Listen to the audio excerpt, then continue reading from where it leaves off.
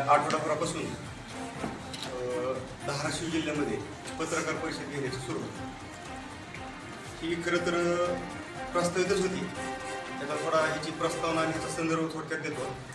मागच्या आठवड्यामध्ये उभाटा गटाचे पक्षप्रमुख उद्धवजी ठाकरे संपूर्ण जिल्हाभरामध्ये त्यांचा 2 दिवसांचा दौरा होता. त्यांच्या दौऱ्यामध्ये वेगवेगळ्या नेत्यांनी बरीचशी चिखलफेक केली, आरवाच्या भाषेत शिवीगाळ सुद्धा करण्यात आली. त्यांचा 2 दिवसांचा दौरा झाल्याच्या नंतर आमची लागलीची एक युवा सेनेच्या वतीने त्यांना प्रत्युत्तर देण्यासाठी एक पत्रकार परिषदेचं आयोजन करण्यात आलं होतं. परंतु मागच्या 2 दिवसामध्ये मराठवाडा सिंचन जो प्रकल्प आहे, जो मराठवाड्यासाठी सिंचनचा महत्त्वाकांक्षी जो प्रकल्प आहे, कृष्णा खोरीचं पाणी जे आपल्या इकडं उजनीकडं आणि आपल्या धाराशिव जिल्ह्याला येणार आहे, त्याचा जो वचनपूर्ती सोहळा होता तो पालकमंत्री महोदय माननीय तानाजी सावंत यांच्या उपस्थितीमध्ये तो परंड्यामध्ये पार पडला. त्याच्यानंतर लागलीच आम्ही पत्रकार परिषद नियोजन केलं. परंतु परवा धाराशिवचे माजी नगराध्यक्ष नंदू भाईराजे यांनी एक पत्रकार परिषद घेतली आणि त्या पत्रकार परिषदेमधून बरेचसे काय मुद्दे मांडले. खरं तर ही नंदूराजे यांच्या पत्रकार परिषदेला उत्तर म्हणून ही आजची पत्रकार परिषद ठेवण्यात आलेली नाही. जी मागच्या आठवड्यामध्ये उद्धव साहेबांचा जो दौरा झाला, त्या दौऱ्यामध्ये जी खऱ्या अर्थाने चिखलफेक केली, त्या निमित्तानं ही आजची पत्रकार परिषद ठेवण्यात आली आहे. तर आजच्या ह्या पत्रकार परिषदेला मी स्वतः अविनाश खापे युवा सेना राष्ट्रीय कार्यकारी सदस्य म्हणून उपस्थित आहे. तसेच माझ्यासोबत आमचे युवा सेनेचे जिल्हा प्रमुख बाळासाहेब मांगले, तसेच आमचे दुसरे जिल्हा प्रमुख युवा सेनेचे गणेश जगताप, तसेच शहराध्यक्ष कृष्णा हुरगड, निखिल घोडके आबा आहेत आणि आमचे काही पत्रकार परिषद असल्यामुळे थोडकी पदाधिकारी इथं उपस्थित आहेत.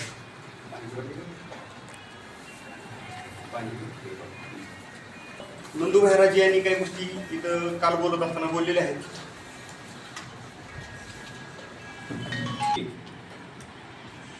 ती खरं तर हास्यास्पद आहे.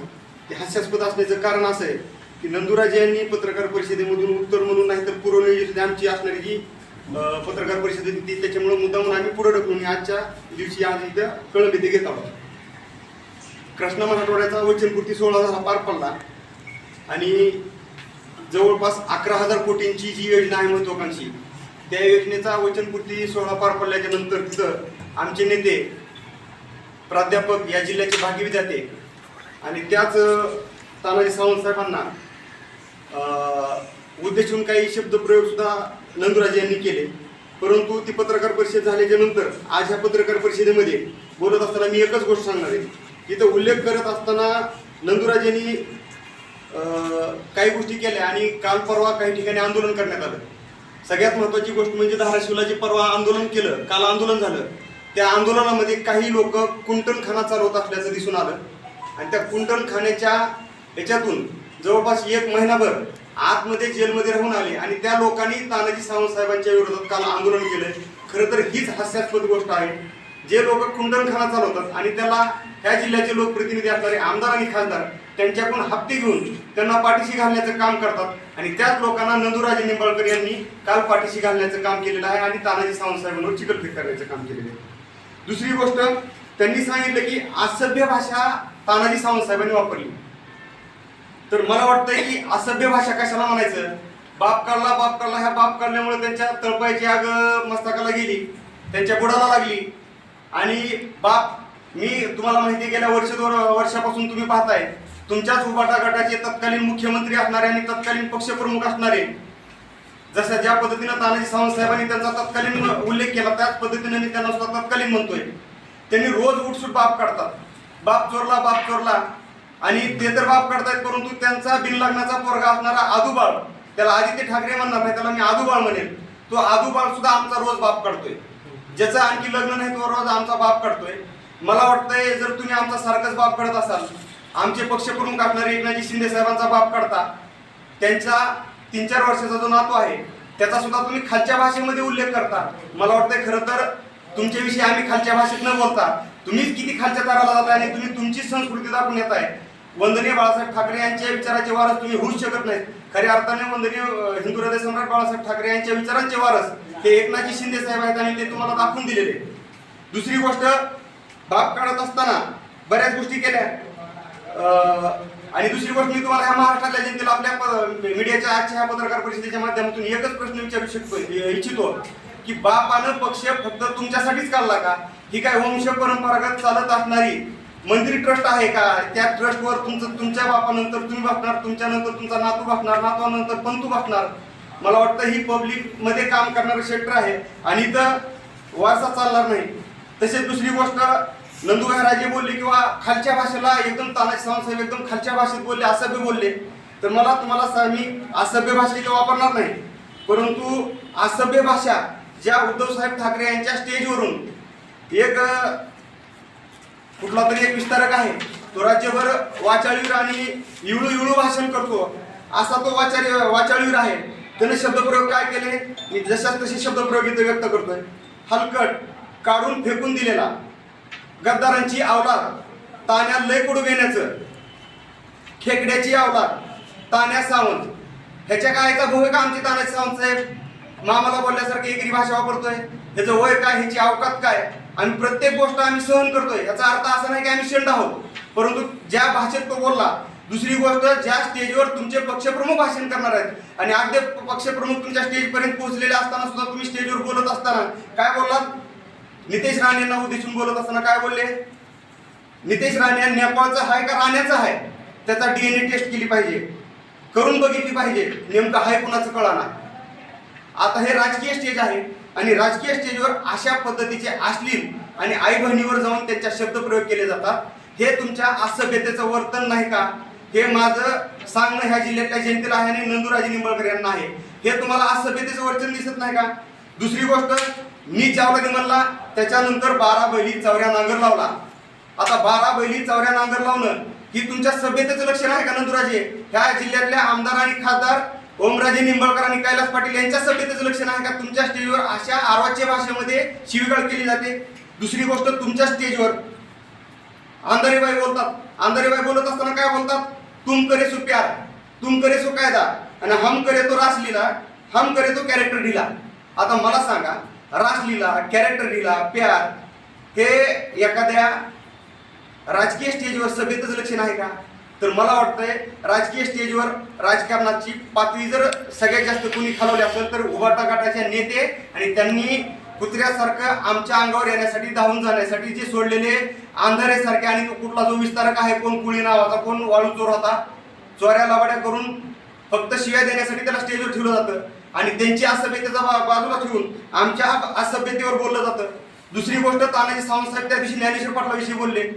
ज्ञानेश्वर पाटलाविषयी बोललेलं त्यांना एवढं का लागलं? मला वाटतंय ज्ञानेश्वर पाटील जर जिवंत असतील तर ती खऱ्या अर्थानं तानाजी सावंत साहेबांनी 24 तासाच्या आत, 48 तासाच्या आत त्यांची सर्जरी करण्यासाठी काय ज्या परमिशन आणल्या त्याचा सगळा जो खर्च केला आणि त्या निमित्तानं जी ज्ञानेश्वर पाटील जिवंत राहिले त्याच्यावर बोलले. तर मला वाटतं ह्यांना वाटलं की बा ते उपकाराची भाषा केली.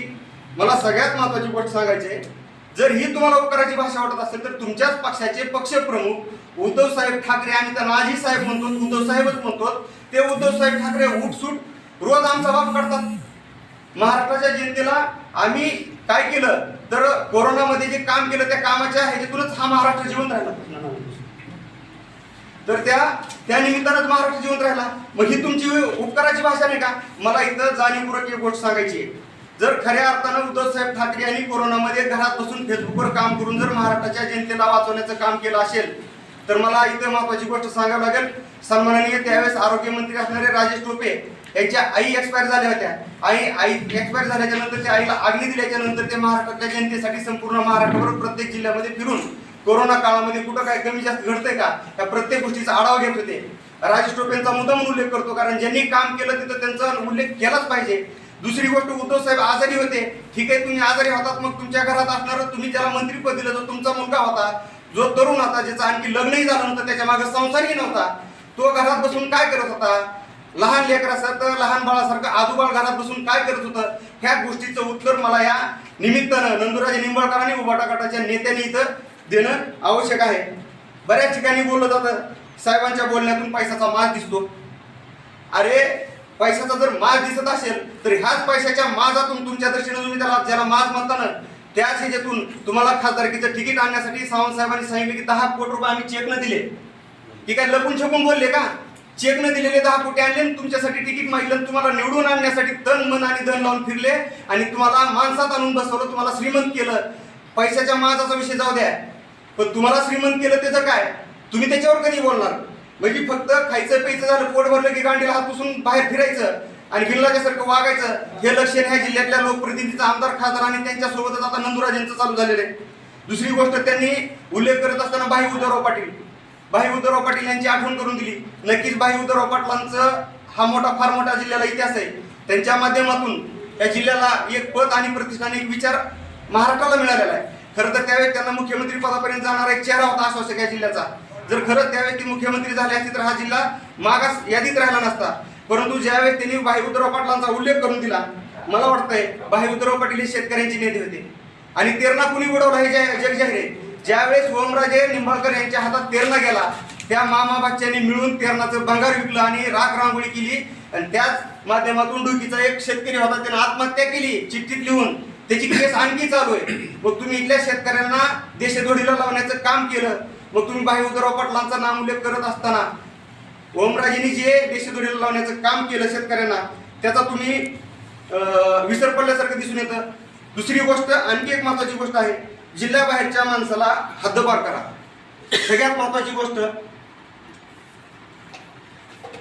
या जिल्ह्याचे कळंब तालुक्यामध्ये राहून ज्यांनी संपूर्ण महाराष्ट्रभर शिवसेनेची बांधणी केली, जिल्ह्यामध्ये खऱ्या अर्थानं आनंद दिघे साहेबांच्या काळामध्ये आनंद दिघे साहेबांचे शिष्य, एकनाथ शिंदे साहेबांच्या खांद्याला खांदा लावून काम करणारे माननीय स्वर्गीय नरसिंह अण्णा जाधव, हे तुम्हाला सांगू इच्छितो. त्या निमित्तानं ते ह्या धाराशिव जिल्ह्यातले नसून ते आपल्या बाजूला असणाऱ्या केज तालुक्यातील बीड जिल्ह्यातील होते. तरी पण ते या कळंबमध्ये येऊन त्यांनी एवढं मोठं काम केलं आणि ते इथले जिल्हा प्रमुख झाले. तुम्ही प्रांतवाद करताय. शिवसेना पक्षाचं ब्रीद आहे जे महाराष्ट्रातली व्यक्ती कुठेही आणि कुठल्याही कानाकोपऱ्यात जाऊन काम करू शकते. आणि त्याचं एक द्योतक उदाहरण म्हणून स्वर्गीय नरसिंह अण्णा जाधव यांनी फार मोठं काम केलं होतं आणि ते बीड जिल्ह्यातले येऊन इथं येऊन जिल्हा प्रमुख झाले होते. दुसरी गोष्ट, तुम्ही म्हणताय बाहेरच्या जिल्ह्यातून आलेले त्यांना ह्या जिल्ह्यातून हद्दपार करा, त्यांच्या जिल्ह्यात पाठवा. तर मला वाटतं तानाजी सावंत साहेबांनी काय विकास केला, मी थोडं पुढे बोलणारच आहे. परंतु तुम्ही सुद्धा तुमचं सुद्धा ओरिजिनल कुठं काय शोधायची वेळ आलेली आहे. जर तुम्हाला प्रांतवादाचा एवढा जर उच्चार तुमच्यामध्ये मातून आलेला असेल, तर माझं सुद्धा एक तुम्हाला सांगणं आहे की तुमची सुद्धा फलटणची फौज, तुमची फलटणची गँग आम्ही सुद्धा येणाऱ्या काळामध्ये फलटणला पाठवू, असं बोललेलं उचित राहील का? ह्याचं उदाहरण म्हणजे ह्याचं उत्तर मला वाटतं नंदुराजी यांनी पुढची त्यांची प्रेस असेल किंवा त्या निमित्तानं दिलं पाहिजे. दुसरी गोष्ट, मातोश्रीचा दरवाजा हा ओमराजेंनी तानाजी सावंत यांना दाखवला. म्हणजे अगदी हास्यास्पद गोष्ट त्यांनी त्या दिवशी त्यांच्या पत्रकार परिषदेमधून केलेली आहे. जर मातोश्रीचा दरवाजा जर ओमराजेंनी म्हणजे तानाजी सावंत साहेबांना दाखवला असेल, तर मला वाटतंय ओम दादा तुमच्या तिकिटासाठी तानाजी सावंत साहेबांनी चेक न दिलेले 10 कोटी आहेत आणि तन मन आणि धन लावून तुमच्यासाठी जे पळाले, जे तुमच्यासाठी काम केलं, त्याचं उत्तर मला वाटतं तुम्ही सुद्धा दिलं पाहिजे. आणि सगळ्यात महत्वाची गोष्ट ह्या महाराष्ट्राच्या जनतेला इथं सांगू इच्छितो, मातोश्री 1 आणि मातोश्री 2. आज पहिलं मातोश्री फक्त 1 होतं, परंतु मातोश्री 2 कुणी बांधायला घेतलं आणि नंतरच्या काळामध्ये ते अर्ध्यात का थांबलं, याचं उत्तर नंदुराजेंनी त्यांच्या पक्षप्रमुखांना विचारावं, इथल्या आमदारांना, खासदारांना विचारावं आणि त्याचं उत्तरही ह्या महाराष्ट्रातल्या जनतेला कळावं की मातोश्री 2 तुम्हाला बांधायची का वेळ आली, ती कोण बांधून देत होतं आणि अलीकडच्या काळामध्ये का रखडलं गेलं, याचं सुद्धा उत्तर तुम्ही दिलं पाहिजे. दुसरी गोष्ट, किती लोकांना रोजगार दिला याचं उत्तर लोकप्रतिनिधींनी द्यावं, असा प्रश्न तानाजी सावंत साहेबांनी नंदुराजेंना विचारला होता, परंतु त्याचं त्यांनी उत्तर दिलं नाही. आणि त्यांनी सांगितले किंवा तानाजी सावंत साहेबांनी सांगितले की तुम्ही अशी कुठली कंपनी टाकली आणि किती रोजगार दिला, तर त्या नंदुराजे म्हणले की कुठलाही लोकप्रतिनिधीनं, प्रत्येक लोकप्रतिनिधीनं स्वतःच्या कंपन्या टाकून रोजगार द्यायचा नसतो. ठीक आहे, काय हरकत नाही, कारण जो गडगंज आहे तो स्वतःच्या कंपन्या टाकतो, लोकप्रतिनिधीनं स्वतःची कंपनी टाकून रोजगार द्यायचा नसतो, हे तेवढंच सत्य आहे. परंतु शेतकऱ्यांच्या पैशावर उभा राहिलेला तेरणा सहकारी साखर कारखाना हा सुद्धा तुम्ही बुडवायचा नसतो, हे सुद्धा तेवढंच सत्य आहे.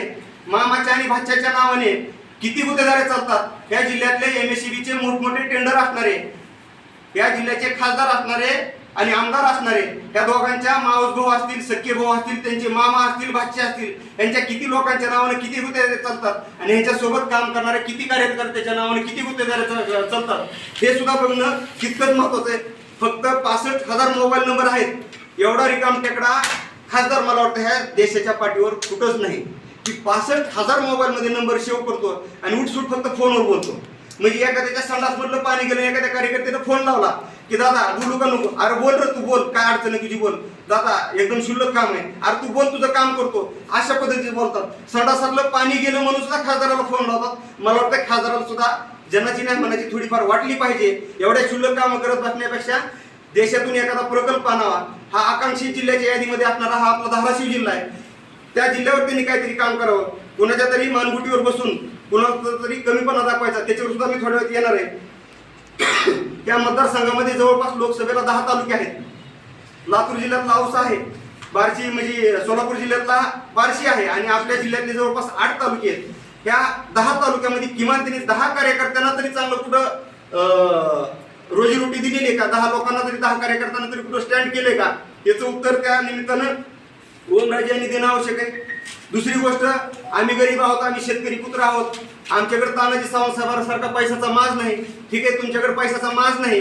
मग ह्या महाराष्ट्रातल्या आणि ह्या जिल्ह्यातल्या जनतेला मी एक गोष्ट सांगू इच्छितो की इथं बसलेल्या बहुतेक कदाचित कुणालाही माहित नसेल, स्वतः हेलिकॉप्टर घेण्यासाठी ओमराजे निंबाळकर यांनी पायलटचं प्रशिक्षण घेतलंय, परंतु ते हेलिकॉप्टर घेऊ शकत नाहीत. मग तुमच्याकडे जर इथून लातूर पासून जर तुम्ही धाराशिव मार्गे पुणे मार्गे जर मुंबईला चालला, जवळपास 25 ते 30 ठिकाणी तुमच्या प्रॉपर्टी आहेत. एक प्रॉपर्टी विकली तर कोट्यवधी रुपयाची होते, परंतु तुम्हाला जनतेला दिसू द्यायचं नाही की मी किती कमवलेली प्रॉपर्टी आहे. तुम्ही तेरणा सहकारी साखर कारखाना बुडवून कोट्यवधीची लाखो कोटींची मायाजी जमवली, ती प्रॉपर्टीच्या माध्यमातून बाहेर गुंतवणूक केली, पण आज ती तुम्हाला खायची पंचायत आहे. परंतु आमचे तानाजी सावंत साहेब प्रत्येक वेळेस सांगतात, मी शून्यातून आलो, शेतकऱ्याचा पुत्र होतो, शेतात काम करत होतो, सेंटरिंगचं काम केलं आणि आज जे सगळं जे उत्पन्न आहे ते सगळं कागदोपत्री त्यांचं लिगल उत्पन्न आहे. त्यांना आज खात असताना, वागत असताना, बोलत असताना, चालत असताना, स्वतःची श्रीमंती दाखवत असताना कुठेही लपून छपून राहायची गरज भासत नाही. कारण तो जो 1 ना 1 रुपया आहे तो अभिमानानं, स्वाभिमानानं, आत्मसन्मानानं आणि कष्टातून उभा केलेला तानाजी सावंत साहेबांनी केलेला पैसा आहे. त्याच्यामुळे तो खर्च करत असताना कोणाला दाखवून द्यायची गरज नाही. परंतु तुम्ही लाखो कोटींची जमा केलेली माया तुम्हाला खर्च करण्याची पंचायत आहे म्हणून तुम्ही प्रत्येक वेळेस सांगतात आम्ही शेतकरी पुत्र, आम्ही गरीब आहोत. मला वाटतं हे कुठंतरी आता चांगलं बंद करावं. दुसरी गोष्ट त्यांनी त्या दिवशी उल्लेख केला की छत्रपतींच्या गादीला जे जे गद्दार झाले, मला वाटतंय की गद्दार कुणाला म्हणावं आणि का म्हणावं आणि खुद्दारी कुणासोबत करावी आणि का करावी याची सुद्धा काय उदाहरण आहेत. कारण राजकारण ही लोकांची कामं करण्यासाठी तयार केलेली सिस्टीम आहे आणि तिथं लोकांचीच कामं केली जात असावी. मंदिर ट्रस्ट असल्यासाठी वंश परंपरागत फक्त वंदनीय बाळासाहेब ठाकरे यांच्या नंतर ज्या बाळासाहेबांचे विचार मातीत मिळवून ज्या उद्धव साहेबांनी ह्या महाराष्ट्रावर काम चालू केलं त्यांच्यासोबत खुद्दारी करण्याचं काही कारण नाही. खरं तर जनतेची गद्दारी त्यांनीच केली, जनतेच्या सगळ्या गोष्टींची गद्दारी त्यांनीच केली. त्याच्यामुळे जो निर्णय एकनाथ शिंदे साहेबांनी घेतला आणि त्याच्यानंतर तानाजी सावंत साहेबांनी त्यांना दाद देत संपूर्ण महाराष्ट्रावर जो उठाव झाला, त्या उठावाला ते गद्दारी म्हणतायत आणि स्वतःला छत्रपतीच्या घराण्याशी तुलना करतायत. म्हणजे फक्त राजे निंबाळकर लावलं आणि तानाजी सावंत साहेबांच्या पैशावर जगणं इथं हे बी तुम्हाला शोभा देत नाही आणि राजे निंबाळकर लावलं म्हणून स्वतःची तुलना छत्रपतीची घराण्याशी करणं ह्याची तर तुमची कुठल्याच पद्धतीनं पत नाही आणि प्रतिष्ठा नाही. इथून पुढे तुम्ही ती करूही नका. जर इथून पुढे तुम्ही तशा पद्धतीने स्वतःची तुलना केली तर आम्ही बघून घेऊ. दुसरी गोष्ट, त्यांनी सांगितलं जय श्रीरामच्या घोषणा दिल्या उद्धव साहेबांच्या सभेमध्ये. जय श्रीराम म्हणलं की खालून कार्यकर्ते जय श्रीराम म्हणायचे आणि 11,000 भाव मिळाला म्हणायचे. म्हणजे ज्या रामाच्या मंदिरासाठी वंदनीय हिंदू हृदय सम्राट बाळासाहेब ठाकरे यांनी बाबरी मस्जिद पाडली आणि अभिमानाने सांगितलं ती जर माझ्या शिवसैनिकांनी पाडली असेल तर मला त्याचा अभिमान आहे. तर आज तुम्हाला तो राम आज नकोच वाटतंय, सत्ता गेली म्हणून तुम्ही आज रामाच्या नावानं टोमणे मारताय. दुसरी गोष्ट, बजरंग बली की जय म्हणलं की रोजगार मिळाला का कार्यकर्त्याला विचारतात. अरे मग याच्या अगोदरही तुम्ही बजरंग बलीचं नाव घेत होता, रामाचं नाव घेत होता, मग त्यावेळेस रोजगारच मिळाला होता का? खऱ्या अर्थानं राम असेल, हनुमान असेल, ही आमच्या लोकांची ही अस्मिता आहे आणि अस्मिता ही रोजगारामध्ये आणि पैशामध्ये कधीही मोजली जाऊ शकत नाही. खऱ्या अर्थानं त्या अस्मिता तुम्ही विसरून गेलात. अस्मिता विसरून मला तर वाटते काही दिवसानं ते रामाच्या नावानं शिवाय द्यायला चालू करतील. एक पद्धतीनं तशाच पद्धतीने त्यांनी बोलत असताना त्या दिवशी भाष्य केलेले. आणि परंतु आणखी एक सगळ्यात महत्वाची गोष्ट सांगतो, ओमराजे निंबाळकर यांचं सर्व कुटुंब माझे सुद्धा आदर्श आहेत. मी यांना मानतो, स्वामी समर्थ महाराजांना मी मानतो, इथं बसलेला प्रत्येक जण मानत असेल. कारण शेवटी त्यांनीही हिंदू धर्माचं मोठं काम केलेलं आहे. त्या स्वामी समर्थांच्या नावानं ओमराजे निंबाळकरांचं संपूर्ण कुटुंब सकाळ आणि संध्याकाळ पूजा करतं. जर रामाच्या नावानं घोषणा देऊन रोजगार मिळाला नाही, बजरंग बलीच्या नावानं घोषणा देऊन इथं 11,000 भाव भेटला नाही, तर मला वाटतं ओमराजे सकाळी आणि संध्याकाळ लपून छपून तुम्ही स्वामी समर्थांची पूजा करता. खरं तर उघड्यावरून करायला पाहिजे कारण ते धर्मगुरू आहेत, परंतु लपून छपून तुम्ही जी पूजा करता त्याच्यातूनही या जिल्ह्याचा विकास झाला नाही. हे सुद्धा तुम्हाला तितकंच खरं आहे आणि हे तुम्हाला जाणीवपूर्वक इथं सांगू इच्छितो. दुसरी गोष्ट, बऱ्याच गोष्टी सांगितल्या त्यांनी बोलत असताना सांगितलं की खोके खोके म्हणून आम्हाला डिवचलं जातं. तर जे 10 कोटी तानाजी सावंत साहेबांनी तुम्हाला चेक न दिले, तुमच्या पक्षप्रमुखाच्या अकाउंटला गेले, त्याचं उत्तर ओमराजे निंबाळकर यांनी नंदूराजेला पुढं करून त्यांच्या मानगुटीवर बंदूक ठेवून त्यांना न बोलायला होता. तुमचे जर हिंमत असेल, जर असेलच अवकात, तर त्यांनी समोर येऊन सांगावं तानाजी सावंत साहेबांनी चेक न दिलेले 10 कोटी रुपये कुठे. आम्ही त्याचा पुरावा देऊ, उद्या स्टेटमेंट काढून समोर ठेवू. दुसरी गोष्ट, तुमचे पक्षप्रमुख असणारे उद्धवसाहेब ठाकरे त्याच्या अकाउंटला माझ्या मार्गदर्शिका दीपाली सय्यद, एकेकाळी आम्ही सोबत काम केले, तुम्हाला सगळ्यांना माहिती आहे, त्यांनी 50 ते 60 लाख रुपये त्याचं स्टेटमेंट आहे, त्याच्या स्टेटमेंटच्या कॉपी सुद्धा तुम्हाला देतो, उद्धव साहेब यांच्या अकाउंटला दिल्या. 2019ला निवडणूक लढवत असताना जितेंद्र आव्हाड यांच्या विरोधात त्यांनी निवडणूक लढवली होती, कळवा मुंब्रा येथे, मुंबई येथे. त्याच्यासाठी तिकिटासाठी 50 लाख रुपये 55 लाख रुपये उद्धव साहेब यांनी स्वतःच्या अकाउंटला घेतले. आणि रश्मी ठाकरे यांनी सुद्धा 65 लाख रुपये दीपाली सय्यद यांच्या अकाउंट स्वतःच्या अकाउंटला घेतले. कशासाठी? तिकिटासाठी. आज जर बाळासाहेब बघत असतील त्यांना सुद्धा वाईट वाटत असेल की माझी पोरं, माझी सुनाबळ सुद्धा तिकीट विकतायत, माझ्या पश्चात माझ्या पक्षाचं भांडवल करून फक्त पैसे कमवतायत.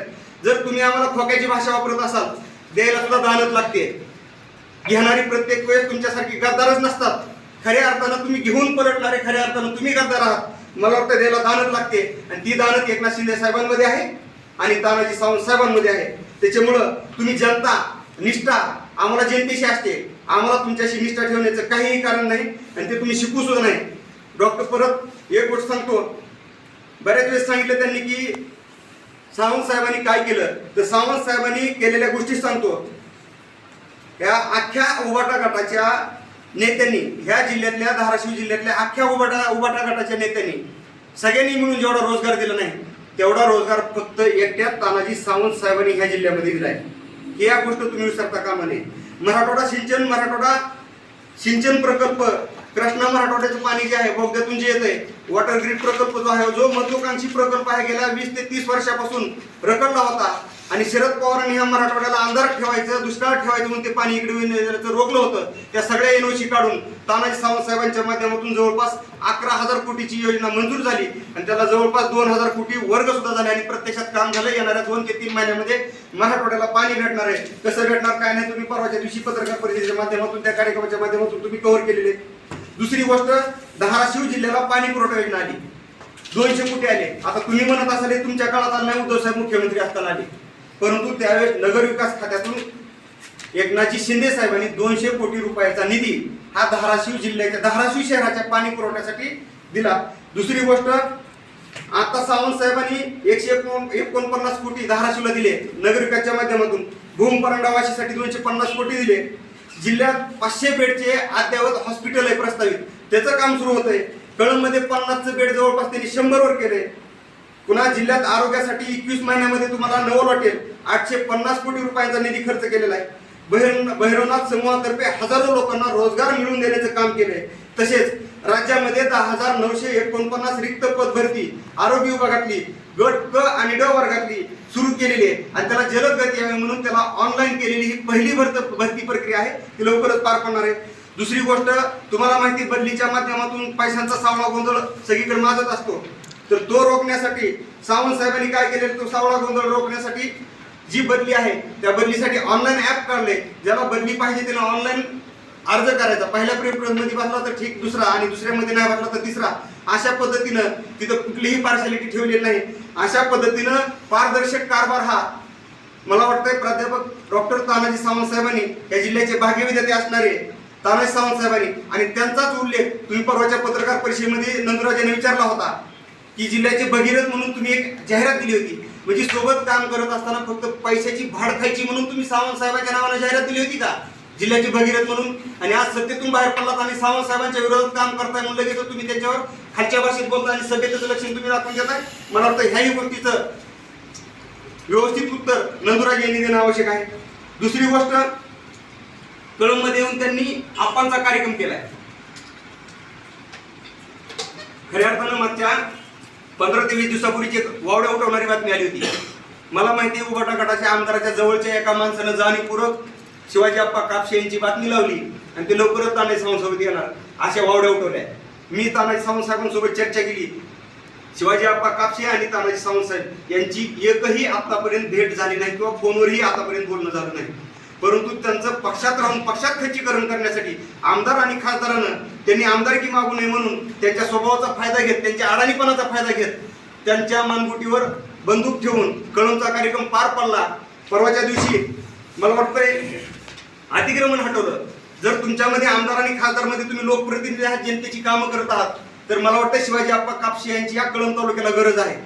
आप्पांची गरज आहे आणि आप्पाला कळंब तालुक्याची गरज आहे. हे एक समीकरण आहे. कुठल्याही पक्षाचा माणूस असेल, आप्पांनी माझ्या पक्षात यावं हा टास्क मी करत नाही, तो सर्वेसर्वा निर्णय हा आप्पांचा आहे.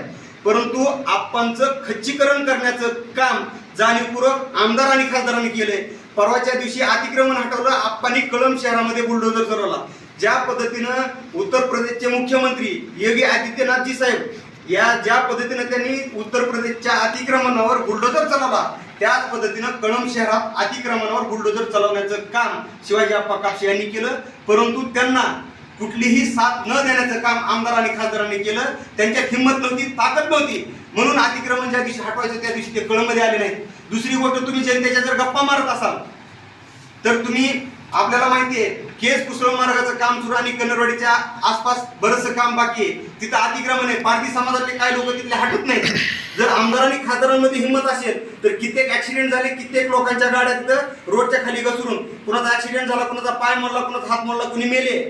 जर तुम्हाला जर जनाची नाही मनाची थोडीफार वाटत असेल, प्रत्येक वेळेस फक्त आपण पुढे करण्याऐवजी तुमच्या जर हिंमत असेल तर त्या कन्नरवाडी पाटीचं केस कुसळम राज्यमार्गाचं जे अतिक्रमण आहे ना, आज जो रस्ता पूर्ण होऊ दिला जात नाही, जर हिंमत असेल तर तिथं जाऊन उभा राहा आणि त्या रस्त्याचं काम करा.